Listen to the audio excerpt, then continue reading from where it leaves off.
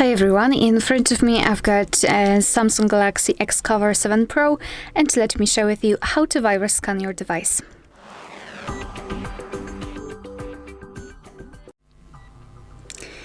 So let's start with opening the settings.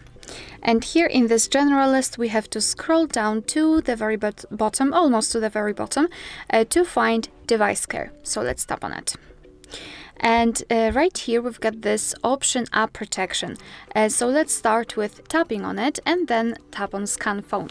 Your device will right now scan itself in order to check any kind of malware or viruses which might be downloaded with the specific app. And after that it will show you the information about the results, so whether it found something or not. So just be patient and wait.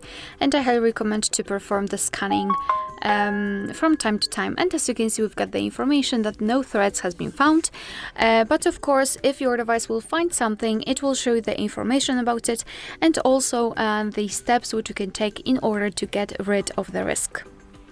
Alright, so that will be all. Thank you so much for watching. Please hit the subscribe button and leave the thumbs up.